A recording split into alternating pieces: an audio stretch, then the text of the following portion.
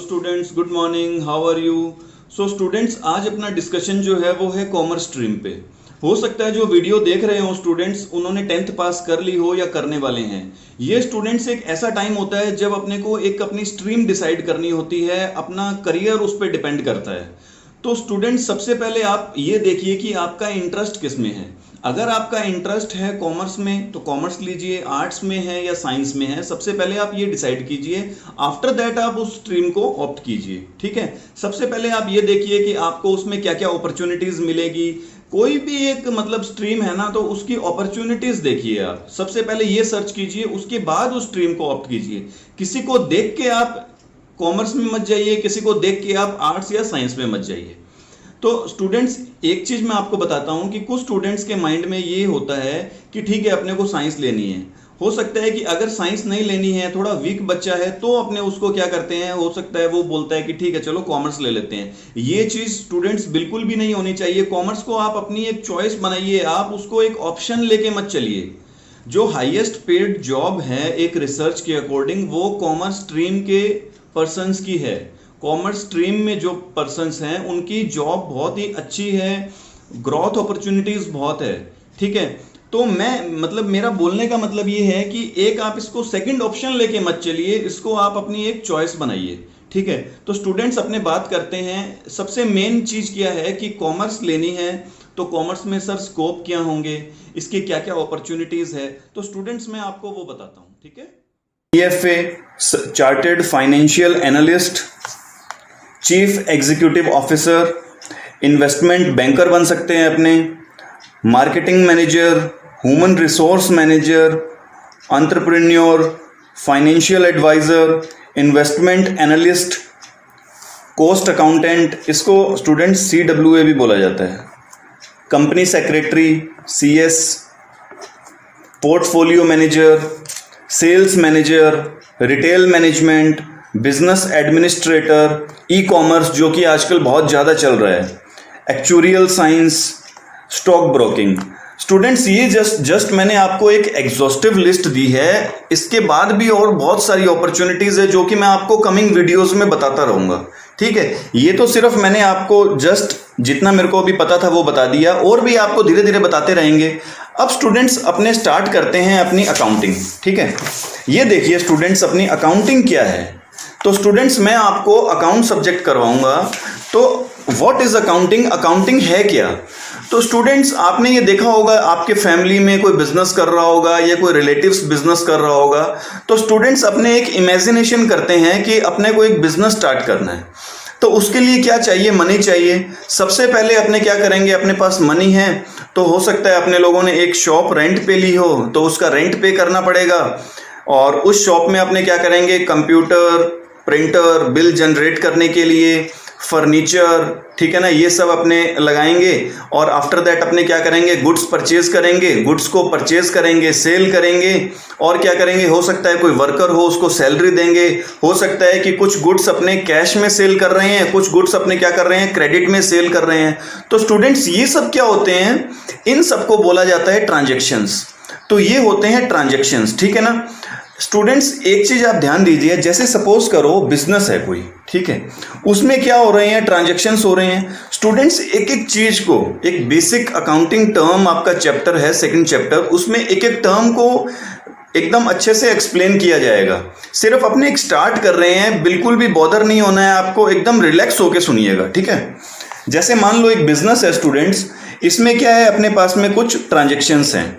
Transactions क्या हुए, goods purchase किया, गुड्स को सेल किया, वर्कर को सैलरी दी, ठीक है ना, ये सब ट्रांजेक्शन्स हैं अपने।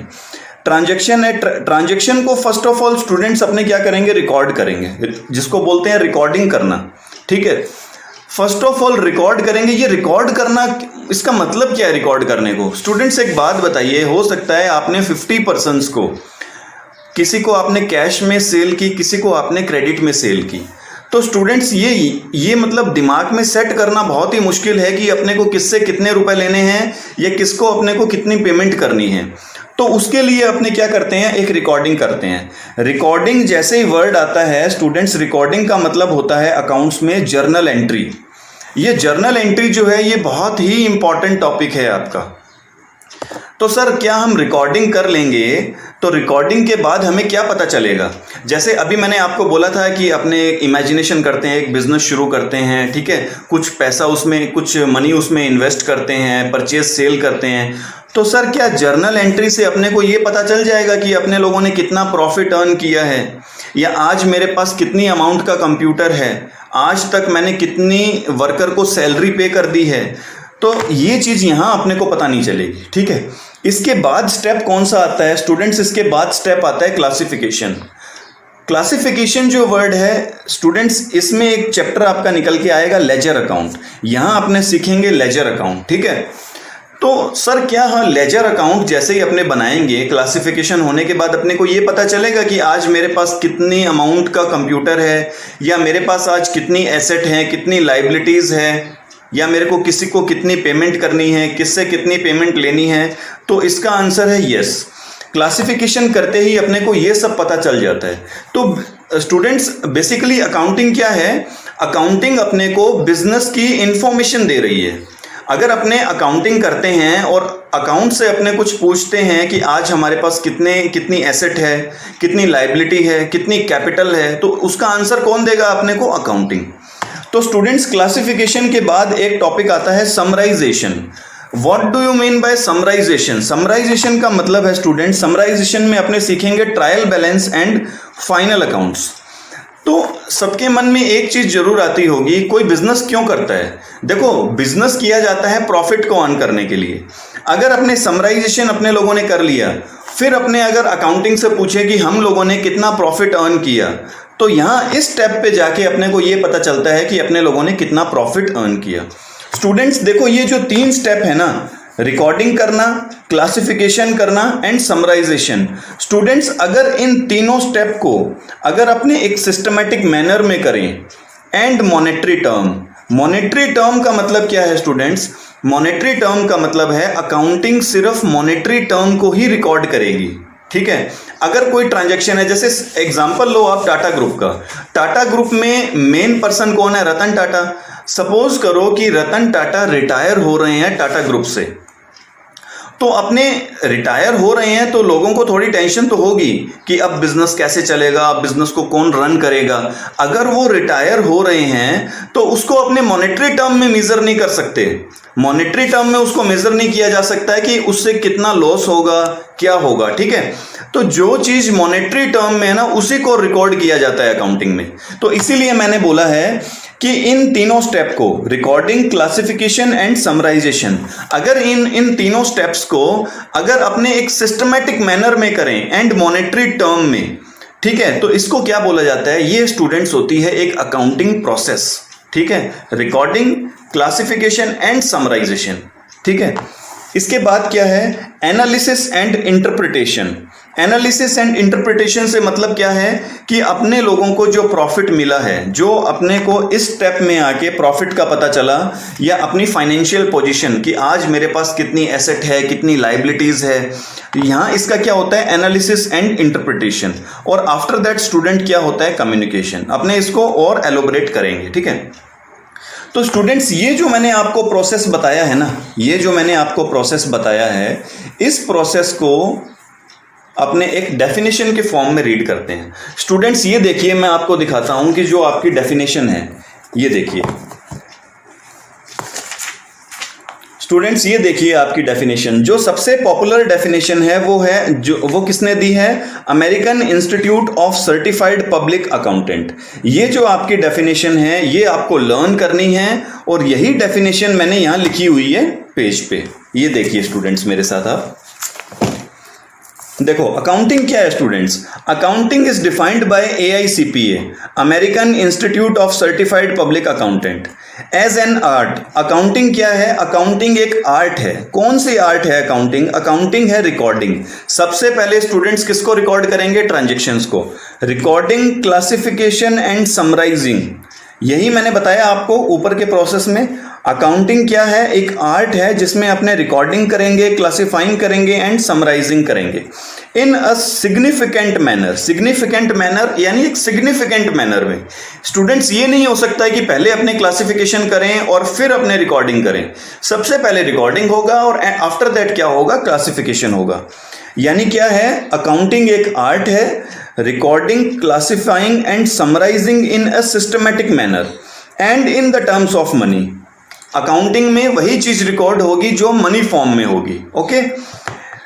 Transaction and events which are part at least of a financial character. Financial character का मतलब क्या है? जो ट्रांजैक्शंस हैं, किसी को अपने लोगों ने कुछ परचेज किया, सेल किया, किसी को सैलरी पे की, रेंट पे किया, ये ट्रांजैक्शंस होते हैं। तो जो ट्रांजैक्शन और इवेंट हैं वो क्या होंगे? Financial character. फाइनेंशियल करेक्टर यानी मनी फॉर्म में। ठीक है। And interpreting the result thereof. Interpreting the result thereof क्या होता है कि अपने लोगों ने लास्ट में कितना प्रॉफिट कमाया, ये क्या अपने लोगों इससे ज्यादा प्रॉफिट कमा सकते थे, इस सब का क्या है? इंटरप्रिटेशन करना। ठीक है स्टूडेंट्स, इस डेफिनेशन में है ना एक वर्ड मिसिंग था।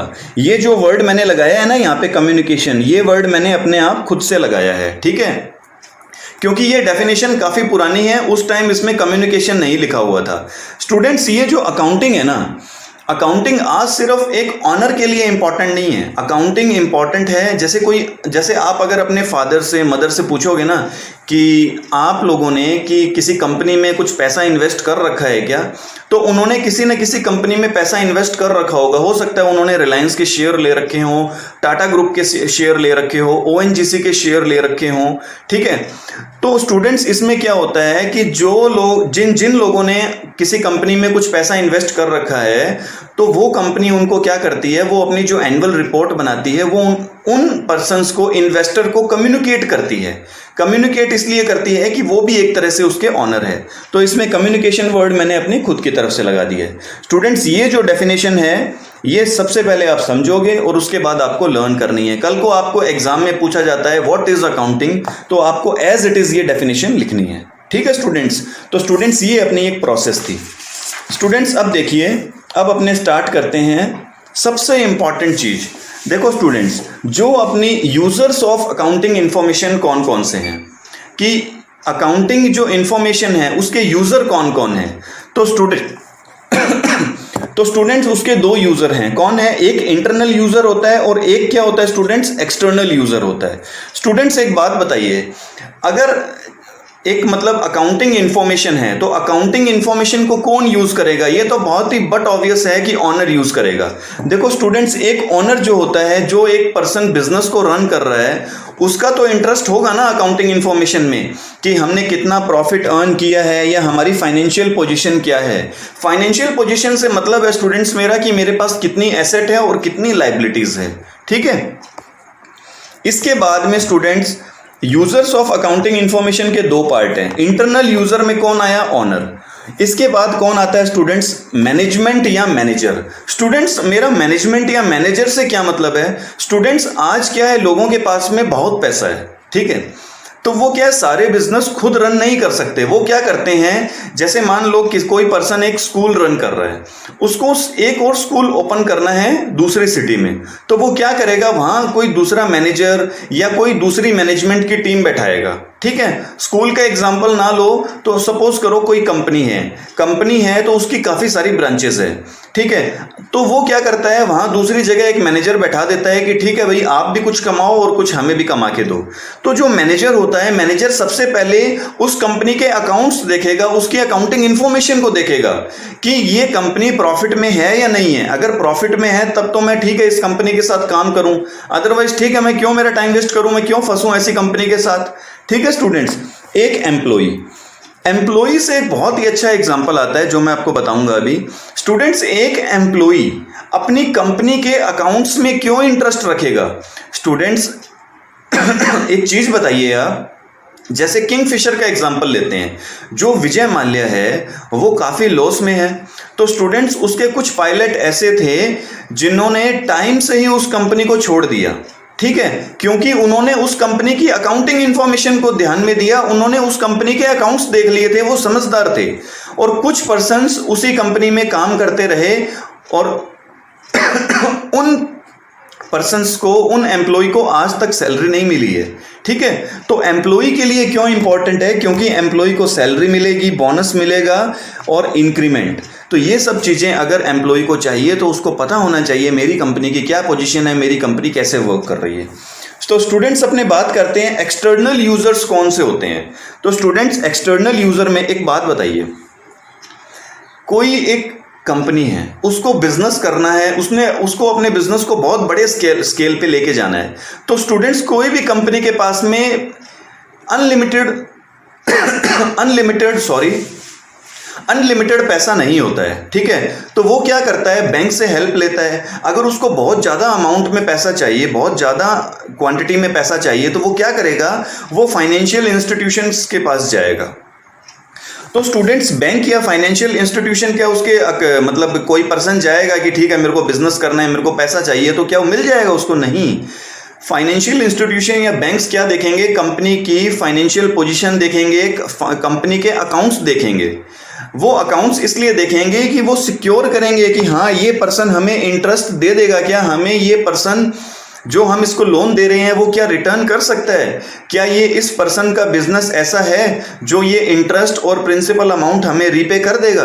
तो ठीक है, तो एक्सटर्नल यूजर्स में कौन आया, बैंक एंड फाइनेंशियल इंस्टीट्यूशन। और देखो स्टूडेंट्स, इन्वेस्टर, जैसे मैंने आपको बताया था कि आप अपने फादर से पूछिए, मदर से पूछिए, उन्होंने किसी कंपनी में पैसा इन्वेस्ट कर रखा है क्या।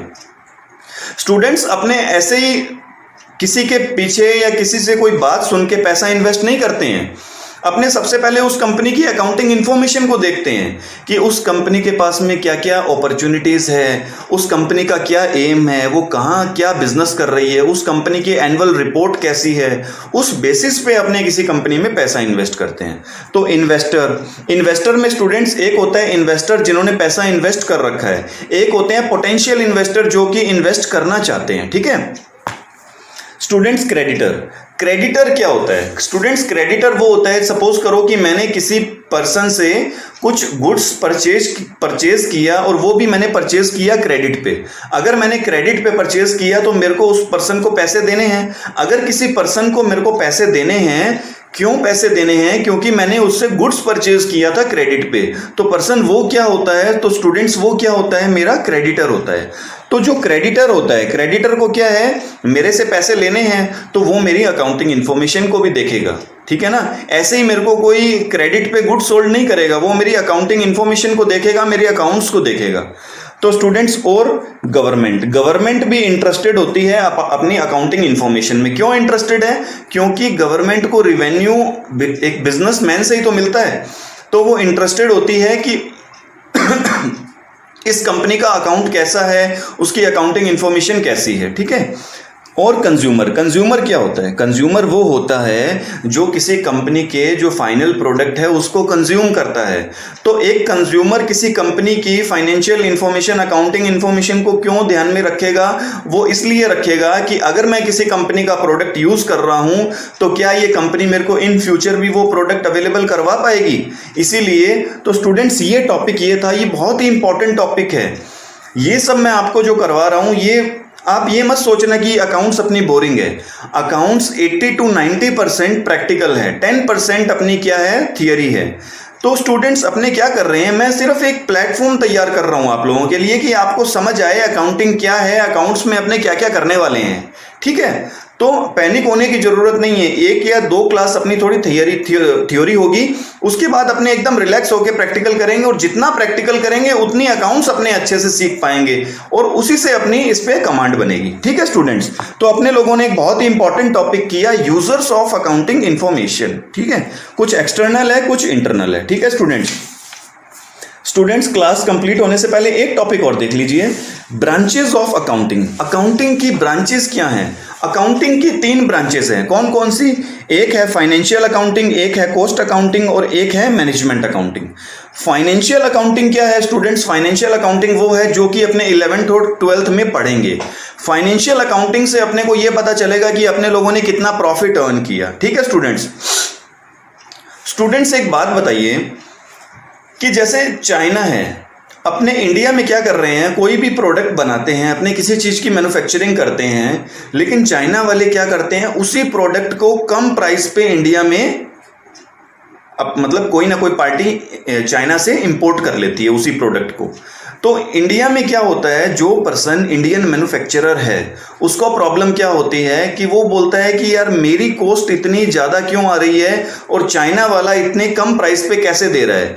तो स्टूडेंट्स, एक चीज़ है कि कोई भी प्रोडक्ट अगर अपने मैन्युफैक्चर कर रहे हैं तो सबसे पहले अपने को ये पता होनी चाहिए कि उस प्रोडक्ट की कॉस्ट पर यूनिट क्या है। आफ्टर दैट अपने ये सोचेंगे कि उसको कितना, उसका सेलिंग प्राइस क्या होना चाहिए। लेकिन इंडिया में होता क्या है, ठीक है वो पार्टी ये प्रोडक्ट 40 में दे रही है, ठीक है मैं 39 में दे दूंगा। अच्छा ये पार्टी 39 में बेच रही है, मैं 38.5 में बेच दूंगा। ऐसा नहीं होना चाहिए स्टूडेंट्स, होना चाहिए कि अपने को कॉस्ट पर यूनिट कैलकुलेट करना चाहिए और वो अपने को पता चलता है कॉस्ट अकाउंटिंग से। स्टूडेंट, ये जो कॉस्ट अकाउंटिंग है ये आपके 11th-12th में नहीं है, ये आप कोई हायर क्लासेस में जाओगे, कोई प्रोफेशनल कोर्स करोगे, CA CS CWA करोगे तो वहां आपको मिलेगा, ठीक है, यह आपको बीकॉम में मिलेगा। Management accounting, students management accounting क्या होती है? मैनेजमेंट अकाउंटिंग होती है स्टूडेंट्स कि जब अपने को डिसीजन लेना होता है, डिसीजन मेकिंग में काम आती है कि किसी प्रोडक्ट को अपने बनाएं या किसी प्रोडक्ट को अपने परचेज करके सेल करें। स्टूडेंट्स ये होता है डिसीजन मेकिंग। तो उसके लिए स्टूडेंट्स क्या होती है, मैनेजमेंट अकाउंटिंग। तो स्टूडेंट्स मैंने ये आपको ये क्या करवाया, branches of accounting. Branches of accounting 3 branches है। एक फाइनेंशियल अकाउंटिंग जो 11th-12th में अपने स्टडी करेंगे, जिससे अपने को पता चलता है प्रॉफिट कितना आएगा और अपनी फाइनेंशियल पोजीशन क्या है। एक अपने करेंगे कॉस्ट अकाउंटिंग और एक अपने करेंगे मैनेजमेंट अकाउंटिंग, ठीक है ना। मतलब अपने 3 टॉपिक है लेकिन अपने फाइनेंशियल अकाउंटिंग ही करेंगे 11th-12th में। तो स्टूडेंट्स आज के लिए इतना ही, ठीक है, इसको रिवाइज कीजिएगा, अच्छे से समझिएगा। ये जो थियरी पार्ट है अपना नहीं चलने वाला ज़्यादा, अपना पूरी अकाउंटिंग अपनी प्रैक्टिकल है, ठीक है। अपना ध्यान रखिए। चलो ठीक है, नेक्स्ट क्लास में मिलते हैं।